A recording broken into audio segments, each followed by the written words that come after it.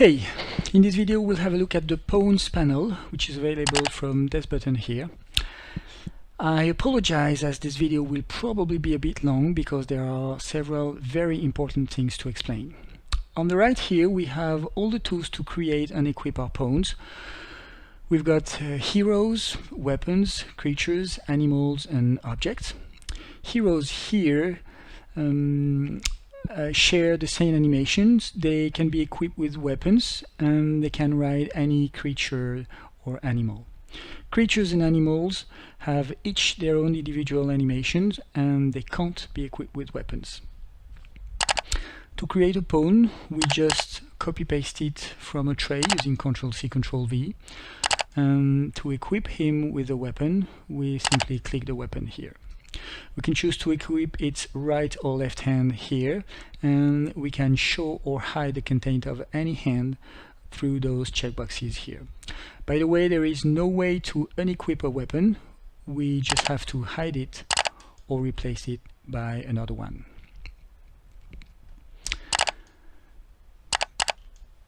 Those fields here, those three fields, are the pawn modifier. They have the exact same effect as the T, Y and U keys, except that we can put the numbers by hand. The speed modifier in particular can be used for haste or slow spells. Here I'm slowing down the pawn very much. And very high values can be used for teleportation. We can always come back to the default value using this button here. In the same way, those buttons are the same as the keys that share the same icons on the keyboard. So we can attach to a pawn, mount and dismount creatures, use cyclic selection and find a character sheet when there is one. This checkbox here can hide the armor of some pawns for extra customization. Let me show you that. Depending on the pawns, it can have some or no effects, so you'll have to experiment. The most common use is generally to hide the saddle of the horses for non-civilized people.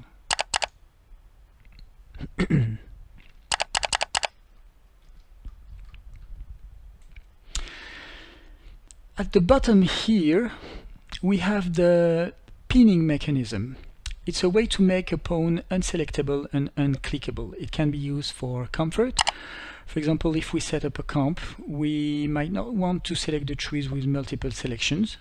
So we can just select one tree here, pin it, and it becomes unaware of the mouse. We can now multiple select with no extra care. It can be more important than simple comfort when playing on large objects like boats and maps. Here you can see that playing on an unpinned map is a very unpleasant experience because the map changes color as it's hovered and we can't use the selection circle. So we'd better pin the map once it's set up so it behaves like a nice floor.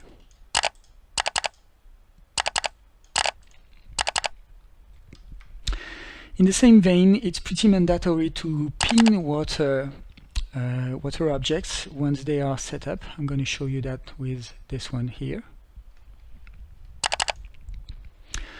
Because when unpinned, the water surface is clickable and we can't click or select underwater pawns. We always select the water. When pinned, on the other hand, like here, the water surface becomes transparent to clicks and selection, and we can use our pawns with no trouble. To unpin a pinned pawn, we have two options. We can cycle select to it, and I'm now doing this to the water, so I'm unpinning it here, and I can set it back to its initial state. The second way is to bypass the pin mechanism, uses this admin option here. And with this option, I can now click the tree again and unpin it. Don't forget to unadmin yourself once you're done.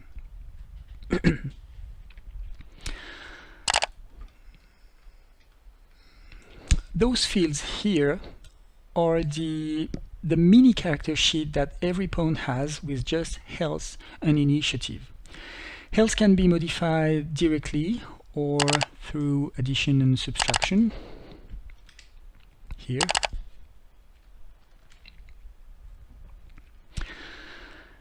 And the death animation is triggered when the health become less than or equal to 0.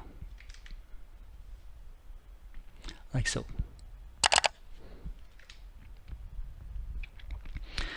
This button here will replace health by its opposite, so you can set a pawn unconscious on the board without killing it.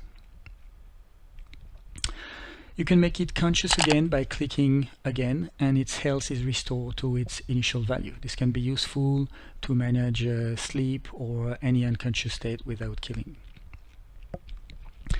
Initiative in this panel must be set by hand. The initiative can only have a formula in a character sheet. The round management will be explained in some other video. Of course, when the pawn is assigned to a character sheet, those values here will be the one that appear in the character sheet when the pawn is selected. I left this checkbox here for the end because I'm now going to need a connected client. So I have prepared one here. So this checkbox here will make the selected pawns invisible to every other players except the dungeon master, of course, who always sees everything, and yourself. So when we click it, two things are going to happen. First, the pawn becomes invisible to every other connected players. And second, a ghost icon appears here above the pawn to remind us that this pawn is invisible to others. So I can now move the pawn around without the other players being aware of it. And of course, if I unclick it, it becomes visible again for everyone. So this can be used as a player for invisibility spells or as a dungeon master to hide creatures and objects from the players. Alright, we reached the end of this video. Sorry it was a bit long. I hope it was useful, and if so, see you in the next. Bye!